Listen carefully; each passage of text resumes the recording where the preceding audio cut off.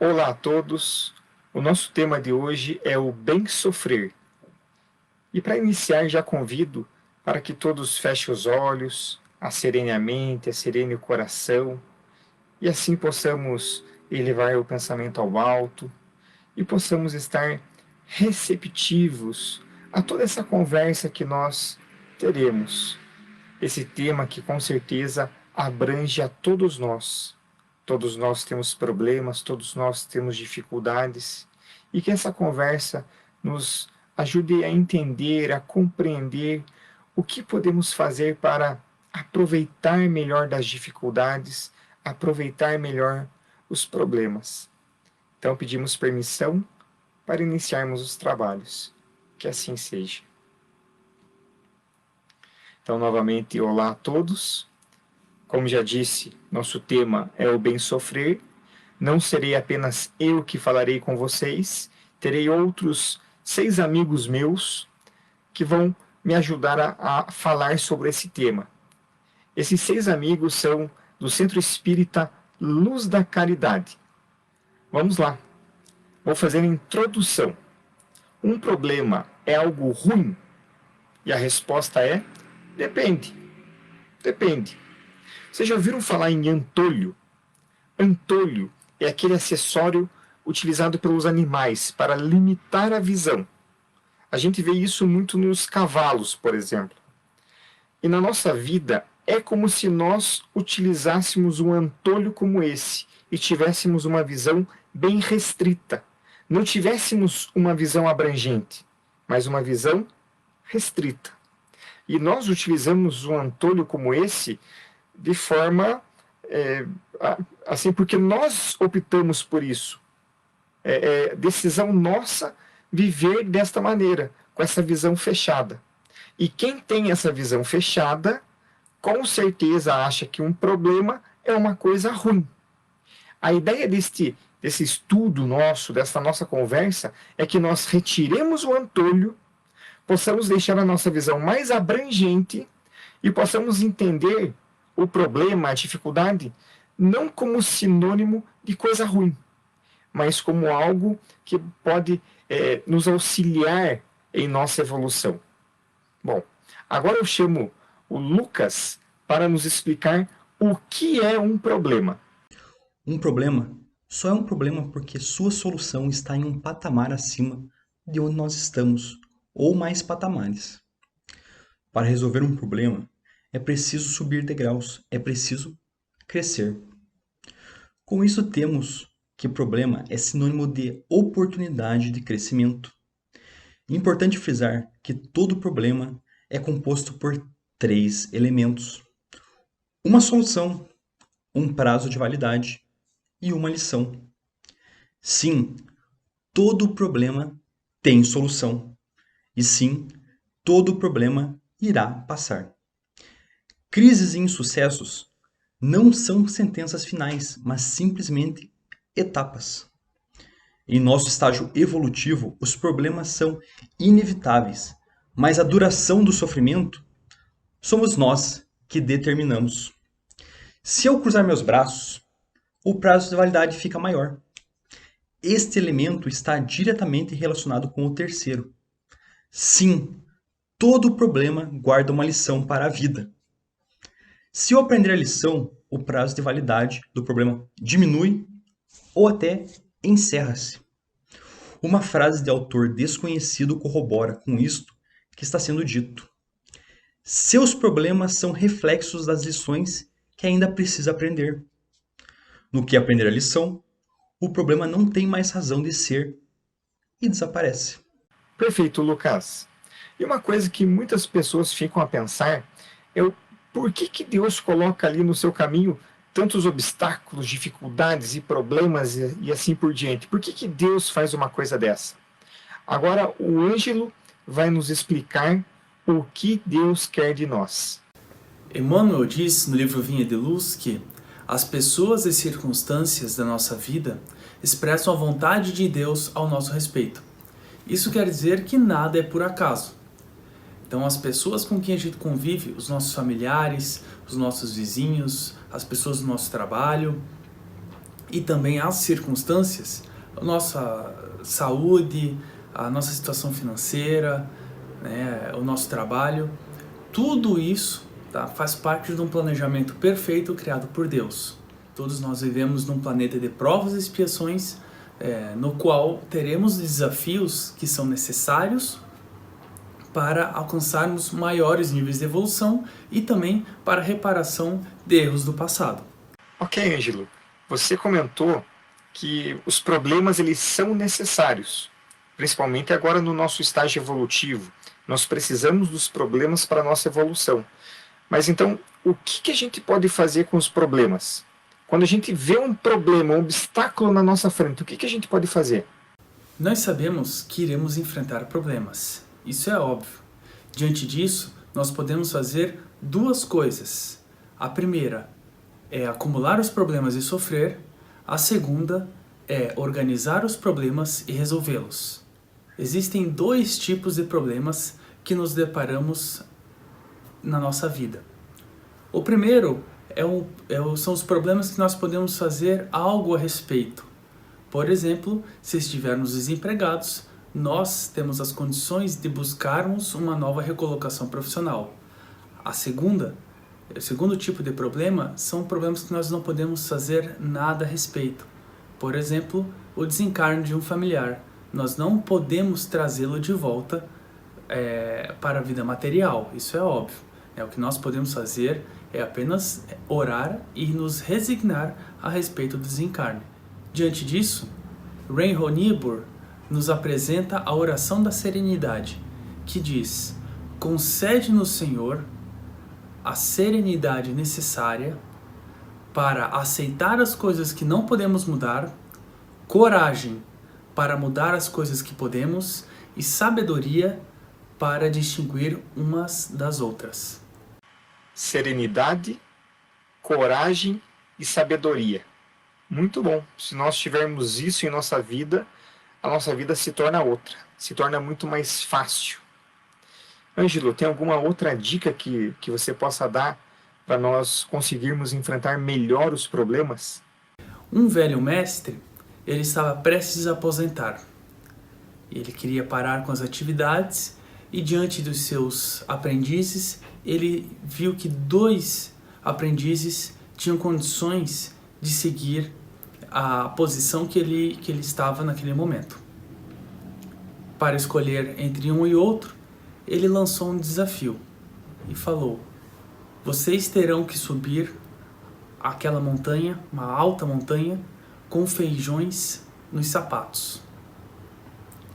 Ok, chegou no dia, os 2 candidatos estavam prontos e começaram a subir a montanha. Lá pela metade da montanha, um dos participantes falou: para mim chega, eu não consigo, meus pés estão me matando, estou com cheio de bolhas nos pés. Ele tirou o sapato, realmente estava com várias bolhas e prosseguiu a subida sem os feijões nos pés. O outro candidato continuou com os feijões nos pés, subiu e ganhou o desafio. Após o desafio, o derrotado chegou para o vitorioso e falou: como é que você conseguiu subir aquela montanha tão alta, né, um desafio tão difícil, com os feijões nos pés? E o campeão falou para ele: antes de subir a montanha, eu cozinhei os feijões. Vamos tirar o aspecto de uma possível trapaça e vamos focar no seguinte sentido: tanto carregando problemas ou feijões, sempre há uma maneira que a gente consiga conviver melhor com os problemas da nossa vida. Ok, então nós sabemos que nós vamos enfrentar problemas.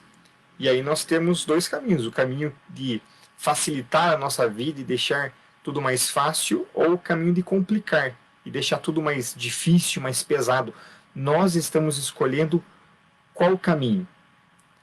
Tem muitas pessoas que pensam: se eu tiver um problema, eu não vou conseguir ser feliz.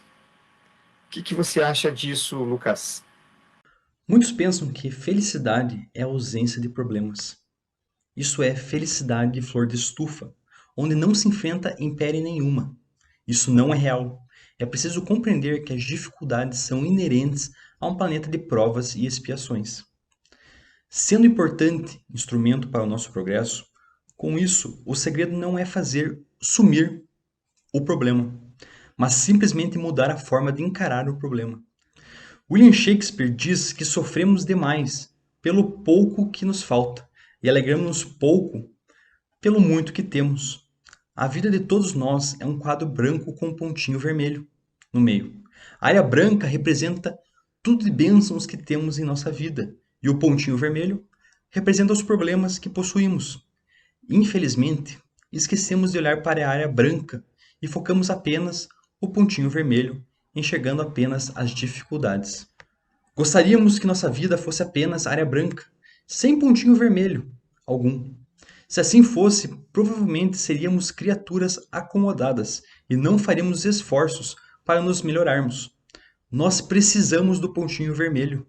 Deus é bom e coloca obstáculos em nossa vida para que possamos desenvolver a resiliência. Resiliência, que é a capacidade de superar obstáculos.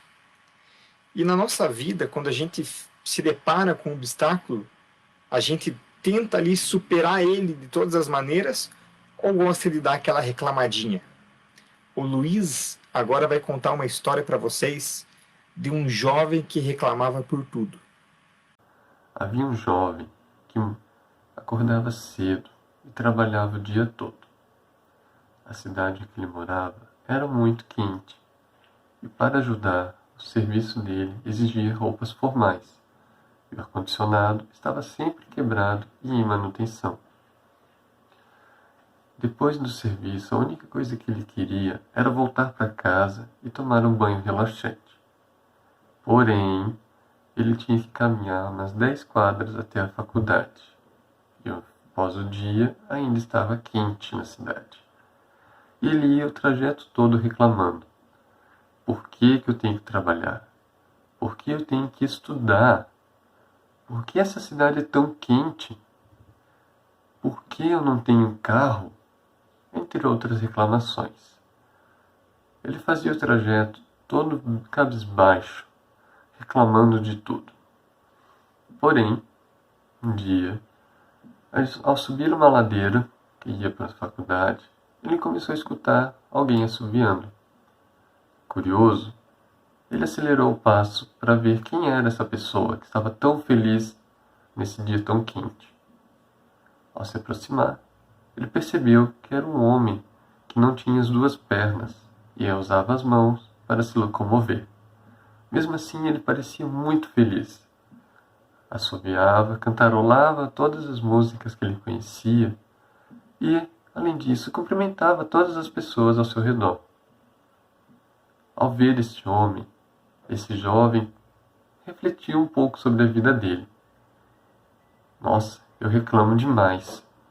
Existem pessoas que passam por situações tão difíceis e aproveitam a vida. Eu não tenho que reclamar. Eu tenho que dar graças a Deus por estar trabalhando. Tem tanta gente que gostaria de estar no meu lugar estudando. Então, quantas pessoas gostariam de fazer uma faculdade e não podem? Andar. Nossa, eu nunca mais vou reclamar por andar, por ter pernas para andar. O sofrimento tem a dimensão que nós escolhemos dar para ele. Por vezes, nós reclamamos, nos mergulhamos em situações que são mínimas, mas que nós queremos dar a ele a dimensão de ser algo enorme, algo gigantesco. Legal, Luiz. Eu queria colocar a seguinte situação para vocês agora. Tem um grande salão, dividido em 3 partes. A parte daqueles que vão sofrer bastante, a parte daqueles que vão sofrer mais ou menos e a parte dos que não vão sofrer. Se você pudesse escolher para qual parte do salão você iria, acredito que a maior parte de nós escolheria a parte do salão para não sofrer. Mas é até engraçada essa simbologia que a gente coloca, porque antes da gente reencarnar, se nós tivermos mérito, nós participamos do nosso planejamento reencarnatório. E muitas vezes colocamos ali, eu vou passar por uma dificuldade aqui, um obstáculo ali, que é justamente para alavancar o meu progresso. E de repente, quando eu reencarno, com o véu do esquecimento de tudo isso, eu começo a me revoltar com situações que talvez eu tenha até ajudado a escolher para mim. Enfim, estamos aqui para quê? Não é para uma reencarnatura. De repente, nessa nossa encarnação, que nós temos tantos compromissos, já se passaram 20, 30, 40 anos, de repente já estamos da metade para o fim. E o quão melhores nós estamos hoje em relação a quando nós adentramos a essa encarnação. O Léo agora vai trazer para vocês alguns pontos de vista em relação a isso. Diante da nossa caminhada terrena, encontramos pedras. E essas pedras as chamamos de obstáculos, que por vezes tropeçamos. E quando isso acontece, nos dividimos em dois caminhos: o de sofrimento e de oportunidade.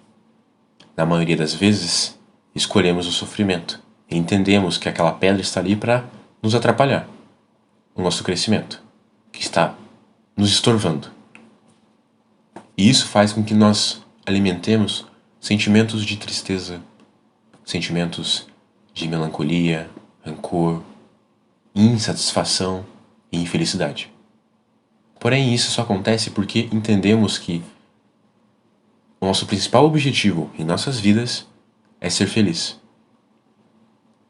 Mas aí está a nossa falha. A felicidade não é um objetivo, e sim uma consequência de nossos atos. Quando estamos sofrendo, num período de dor, nos questionamos o porquê da nossa existência. Por que reencarnamos? E diante disso, há diversas respostas para essa pergunta, mas a principal é servir. Se estamos servindo, somos felizes. E se estamos felizes, estaremos servindo. É uma troca. Portanto, a felicidade ela tem que ser trabalhada de uma forma diferente, de modos diferentes, para superarmos os obstáculos que ocorrem na vida. Para entendermos melhor essa questão, permita-me contar uma breve história, em que um psicólogo está caminhando em uma calçada e diante dele há uma grande construção. Operários estão próximo dele. Então, ele observa. E logo do lado há um operário um pouco raivoso, com ódio. É perceptível o mau humor dele. Então o psicólogo se aproxima e pergunta: "O que faz?" E o operário responde: "Eu? Está cego? Eu estou carregando essas malditas pedras." Então o psicólogo responde: "Sim, sim. Carrega pedras." Ele passa para um próximo operário que está logo ao lado e observa que ele está em um modo diferente, mais pensativo, cabisbaixo, e pergunta da mesma forma: "O que faz?" E o operário responde: eu carrego pedras." E mais adiante há um terceiro operário, saltitando, alegre, feliz. E aí o psicólogo pergunta: "O que faz, homem?" E aquele operário responde com toda alegria: Eu estou construindo aquela catedral." Todos eles faziam as mesmas coisas. Carregavam pedras. Mas faziam de formas diferentes. E assim é com os desafios e obstáculos que acontecem em nossa vida. E a partir do ponto que temos esse entendimento que o obstáculo não é um sofrimento e sim uma oportunidade, nós estamos nos melhorando e trabalhando o nosso porquê servir. O modo como vivemos dita como iremos traçar nossos caminhos, de um modo totalmente com dor e sofrimento, ou entendendo que aquela pedra que está em nosso caminho está ali para nos ensinar, nos fazer crescer. É preciso que nós tenhamos a certeza que Deus é Pai, é bom, é justo, é misericordioso. Não cai uma folha sem que Deus saiba. Deus está no controle, está tudo certo. Todos os mecanismos do universo estão perfeitos. Tudo é perfeição, tudo é harmonia. E de repente, se a minha vida está ali, um tanto de pernas para o ar, se a minha vida está complicada, vocês acham que Deus acertou em tudo, no universo inteiro, e errou apenas ali na minha vida? Seria muito presunçoso da nossa parte pensar dessa forma. Está tudo perfeito. As leis de Deus são perfeitas. Nós precisamos ter em mente o livre-arbítrio, nós escolhemos os nossos caminhos. E a lei de ação e reação. O que eu semeio, eu vou colher. Então, se nós nos atentarmos a essas duas leis de Deus e cuidarmos com a nossa semeadura, a nossa vida vai ser muito diferente. Luiz, conta pra gente o que diferencia acreditar na imortalidade da alma, na reencarnação, nessa questão agora do aceitar e entender as dificuldades. A partir do momento que compreendemos que a vida não acaba no túmulo, que viveremos para sempre, que estamos nessa vida apenas de passagem, aceitamos melhores as nossas dores e sofrimentos. Ao agirmos com a fé verdadeira na reencarnação e na imortalidade da alma, aceitamos os desafios com felicidade. Felicidade? Sim, naturalmente. Quando nós temos uma dívida e nós quitamos ela, não ficamos felizes com isso. Quando existe uma prova que pode nos passar para novos horizontes, avançar nos estudos, não ficamos felizes quando conseguimos ir bem nela? Todo desafio que passamos é uma prova que nos ajuda a avançar, a sermos sempre melhores. E agora a Paola vai contar pra gente um pouquinho sobre a importância do sofrimento para desenvolver os nossos potenciais.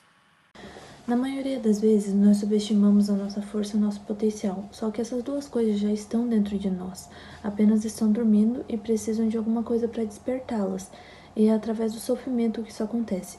E quando isso acontece, nós vemos como a gente realmente é forte e tem potencial para conseguir atravessar todos os obstáculos, né? Conquistar as nossas coisas.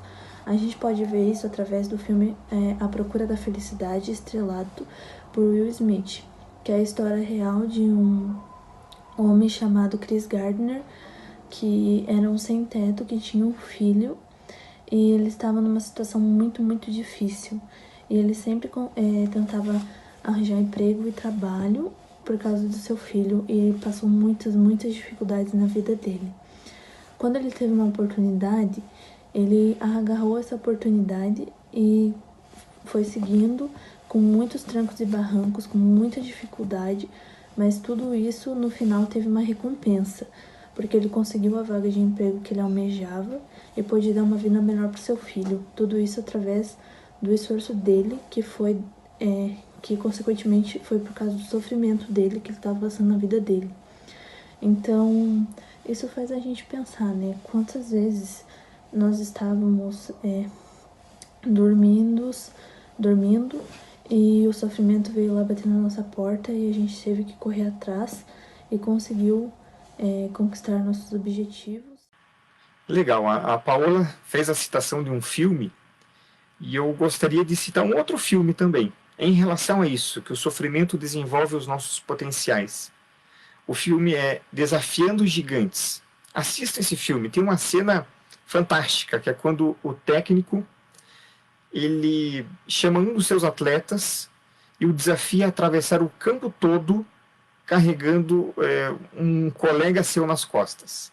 Assistam o filme, vocês vão entender bem o que essa cena significa e vão entender bem esse conceito. O sofrimento desenvolve os nossos potenciais.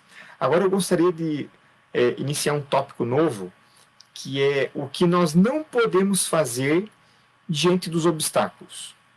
Primeiro item, não podemos nos revoltar. Nicolas, é com você. Diante dos nossos momentos de dor, de sofrimento, de perda, não podemos nos revoltar. Pois lembremos, a primeira proposta pedagógica de Deus para conosco é aprender através do amor. Quando esta forma falha, devido à nossa, às vezes, ignorância, nós devemos aprender pela dor. E se hoje passamos por um processo de dor, devemos entender que são os desígnios de Deus. É esta forma que Deus usou para que nós pudéssemos aprender alguma coisa. Aprender o que está ali à nossa frente. Baseado nessa proposta de aprender pela dor, temos as duas formas de sofrimento: o bem sofrer e o mal sofrer. O bem sofrer se trata de aprendermos com a dor, entendermos que aquilo ali é para o nosso próprio burilamento, para o nosso próprio aproveitamento, a nossa melhora individual. E então, nós aceitamos a dor e passamos pelo desafio. O mal sofrer é quando nos revoltamos. E então, pensamos na injustiça de Deus, em como a nossa situação está ruim e às vezes não merecemos, e ficamos pensando o quão injustiçado nós somos. A revolta vem e nós não aprendemos. Insistimos no erro e continuamos na dor. A revolta posterga o nosso aprendizado e prolonga a nossa dor. Não devemos nos revoltar. Se acreditamos em Deus, confiemos em seu plano. Confiemos que a dor é um processo de aprendizado, necessário ao nosso estágio evolutivo. Ótimo, Nicolas. Que além de não podermos nos revoltar diante dos obstáculos, outra coisa que a gente não pode fazer é ficar ruminando. Ruminando é ficar mastigando e mastigando e mastigando aquele problema, é ficar remoendo. Sabe a vaca? A vaca ela fica mastigando, mastigando, mastigando, e a gente faz isso com os nossos problemas. A coisa ruim aconteceu há 15 anos atrás, mas a gente sente aquilo tudo como se tivesse acontecido agora de manhã. A gente gosta de sentir aquele gostinho amargo ainda. Ressentimento é quando o ego doente ele não aceita o ocorrido e fica lá pensando sobre aquilo e pensando sobre aquilo e remoendo. Não, isso não pode ter acontecido, deixa eu pensar mais uma vez. Isso não pode ter acontecido, deixa eu pensar mais uma vez. E nisso a pessoa sofre muito. Em vez de sofrer uma vez só, ela começa a sofrer milhares de vezes aqui dentro da sua cabeça. Então, muito cuidado com a questão do ruminar. Diante dos problemas, não podemos ruminar. Ainda em relação ao ruminar, gente, nós temos uma tendência muito grande ao exagero e à preocupação. Nós temos essa tendência, infelizmente. Coisinhas pequenas nós transformamos numa coisa enorme, sendo que na realidade era uma coisinha pequena. Mas na nossa cabeça está aquela coisa, aquele problema gigantesco, aquele problema monstruoso. Eu vou dar um exemplo para vocês. Mandamos mensagem para alguém. A pessoa recebeu a mensagem. E a pessoa visualizou a mensagem, porque apareceu para a gente lá 2 cisquinhos azuis. A gente sabe que ela viu a mensagem. E aí deu 1 minuto, deu 2, deu 3, e ela não respondeu a nossa mensagem. Nesse instante a gente pensa o quê? A gente pensa 1000 coisas ruins. A nossa mente hollywoodiana começa a funcionar. A gente é muito criativo nessa hora, pensa 1000 coisas que podem ter acontecido e normalmente só coisa ruim. E aí vai verificar o que aconteceu, a pessoa olhou a nossa mensagem, só que ela teve ali, alguém interrompeu ela de alguma maneira tal, e ela não pôde responder na hora. E foi simples isso, só isso. Mas na nossa cabeça se passou o quê? temos essa tendência ao exagero. Não podemos ter. E nós temos uma tendência também à preocupação. A gente pega uma coisa que talvez aconteça e já começa a sofrer desde já. Isso acontece muito em nossa vida, infelizmente. Eu vi uma pesquisa uma vez que 90% das coisas que nós nos preocupamos não chegam a de fato acontecer. Ou seja, sofreu totalmente em vão. Não precisava. Nós gostamos disso de antecipar o sofrimento. Cuidado com isso. Muitas dores nossas poderiam ser evitadas se nós cuidássemos mais com essa tendência ao exagero e com essa nossa tendência à preocupação. Outra coisa que nós não podemos fazer diante dos obstáculos é o coitadismo. Tem muitas pessoas que adoram praticar o coitadismo. Não podemos. Nicolas, conta um pouquinho mais.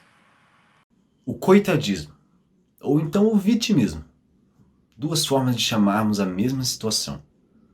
É a forma como nós nos observamos diante das situações da nossa vida, diante dos problemas que temos que enfrentar, diante das pessoas que nos servem como desafio. Isso é ruim? Com certeza. Pois acreditamos sermos vítimas injustiçadas de um processo. Acreditamos que tudo está contra nós. Eu, particularmente, já fiz isso muitas vezes. Ainda faço. Mas quem nunca, não é verdade?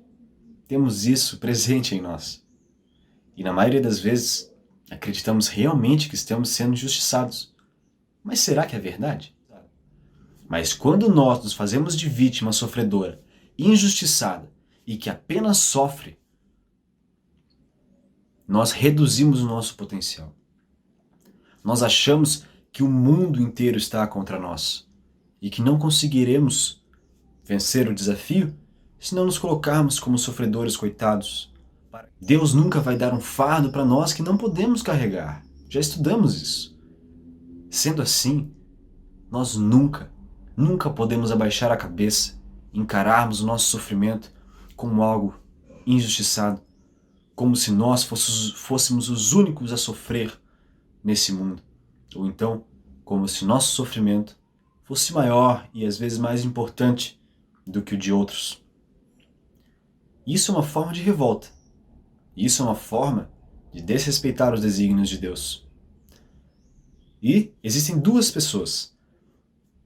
Aquela que encara o sofrimento e quer vencer os obstáculos à sua frente, e aquela que se revolta, seja de forma raivosa, seja de forma vitimista. Bem, sabemos qual dela consegue êxito, consegue sucesso nesse caminho da vida. Quem nós queremos ser? Não podemos praticar o coitadismo e precisamos nos esforçar para sair do buraco. Luiz, conta uma história pra gente. Numa fazenda havia um poço abandonado. Certa vez, um cavalo caiu nesse poço, só que ele era muito fundo. Então, quando os funcionários perceberam a situação, avisaram o dono da fazenda.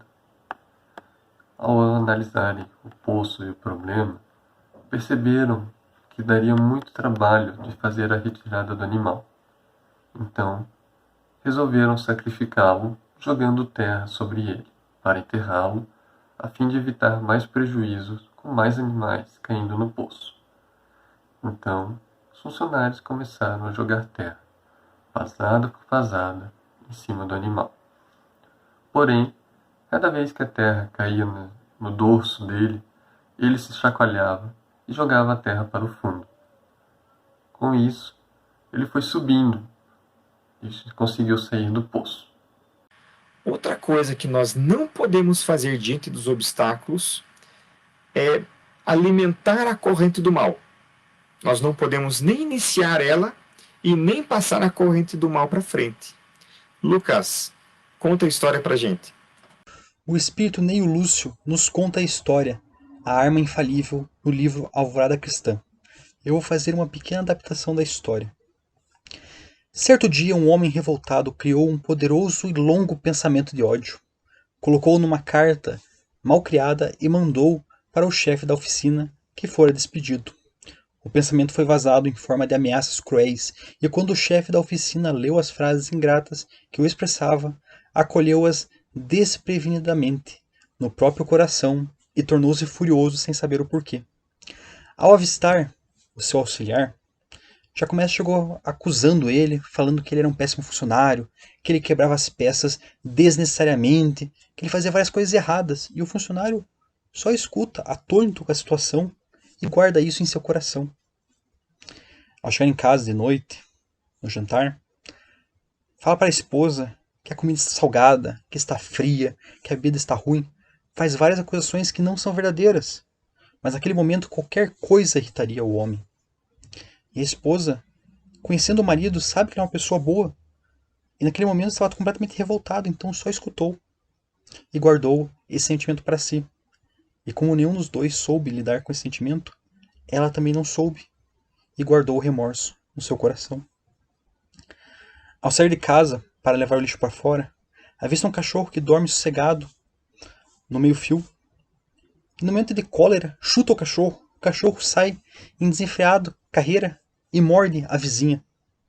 A vizinha fica revoltada com aquela situação, com a mordida em sua coxa, e vai logo a uma farmácia e avista um farmacêutico, uma pessoa muito bondosa, e atende ela da melhor forma possível, mas a mulher está revoltada com a situação e está com aquele sentimento nela. O farmacêutico escuta várias palavras contra ele, falando que é um péssimo funcionário, que está demorando demais, que está com muita dor e tal, que não vai fazer nada, que vai reclamar com o chefe dele. E o farmacêutico só escuta, tentando auxiliar da melhor forma possível. E leva esses pensamentos para casa, onde lá espera a sua genitora, sua mãe. E ela está com uma doença, então está esperando na cama, assim, cansada. E ele começa a fazer várias acusações contra ela, falando que estava farto. A senhora é culpada dos aborrecimentos que me perseguem, pronunciou nomes terríveis, gritou colérico qual louco. A mãe, longe de gastar-se, tomou-lhe as mãos e disse com brandura: Vem cá, meu filho. Você está cansado, sei, da extensão de seus sacrifícios por mim e reconheço que tem razão para lamentar-se. No entanto, meu filho, tenhamos paciência. Lembremos de Jesus. A terra é lugar de buscar o nosso aperfeiçoamento entre prantos e ranger de dentes. Abraçou-o e transmitiu muita paz a ele. Então o filho reconheceu que havia perdão, entendimento e que houve explosão de íntimas lágrimas e alegrias. Afinal, a projeção destrutiva do ódio morrera ali, dentro do lar humilde, diante da força infalível e sublime do amor. Diante das dificuldades, não façamos a corrente do mal, não espalhamos energia ruim por aí, e se por acaso alguém quiser nos contaminar com sua energia negativa, usemos a arma infalível, o amor. Será melhor tanto para nós como para essa pessoa. E agora eu gostaria de trazer para vocês 3 conceitos para nós entendermos um pouquinho mais essa questão dos obstáculos da nossa vida. Então, o Nicolas vai trazer um, a Paola outro e o Léo outro. O Nicolas vai falar para a gente sobre a escolha da direção errada. Muitas vezes nos deparamos com situações na nossa vida em que devemos escolher. Escolher um lado, tomar partido. Seja no âmbito profissional, ideológico, pessoal, habitual, espiritual. Claro que nosso foco aqui é o âmbito espiritual, nossa evolução. Mas para todos os âmbitos da nossa vida, todas as áreas em que devemos escolher, funciona da mesma forma esse raciocínio. Escolhermos a direção certa. Fazemos no Espiritismo aquela famosa analogia da porta larga e da porta estreita, na qual temos que a porta estreita apresenta um primeiro desafio, o seu tamanho, o seu espaço, e a porta larga apresenta bastante facilidade para nós. Mas quando adentramos os dois caminhos, percebemos que a porta larga apresenta um caminho escuro. Não conseguimos enxergar mais nada, não sabemos para onde ela vai dar. E a resposta é que não vai dar a lugar nenhum. Não tem um fim. Não tem nem sentido esse caminho. Foi a escolha errada. e a porta estreita, ao passarmos por aquele primeiro desafio, ainda haverão mais obstáculos. Mas é um caminho claro, iluminado, conseguimos enxergar o nosso objetivo final. Seja o nosso aperfeiçoamento, seja a conquista de um objetivo. Temos a frase de Augusto Cury, em que diz assim: os maiores problemas não são os obstáculos que veremos no caminho, mas a escolha da direção errada. Percebam o quão complexo é isso. Nós devemos escolher qual caminho seguir, e se fizermos uma escolha sem base, sem conhecimento, às vezes sem maturidade, ainda somos ignorantes, e se tomarmos então o caminho errado, passaremos por muito mais sofrimento, que no caminho certo, caso o escolhemos, nós veríamos que não precisaríamos estar passando por essas dificuldades que o caminho errado apresenta. Agora o conceito, quem vai trazer é a Paola, o conceito é sobre pensar antes de agir. Uma coisa simples. E aplicar a serenidade no nosso agir também no nosso dia a dia. Um dos nossos grandes defeitos é que a gente não pensa muito antes de agir. Então a gente tem que sempre estar exercitando essa ação e sempre se policiando. Na música Dona do Meu Coração, composta pelo Renato e seus Blue Caps, que é uma versão da música Run for Your Life dos Beatles, fala sobre um casal que o rapaz vê a namorada dele falando com um outro rapaz e fica muito bravo e vai pra casa. E na casa dele ele chora, sofre muito, e é até capaz dele não ter dormido naquela noite pensando nisso. E ele ficava se remoendo com isso, com essa história.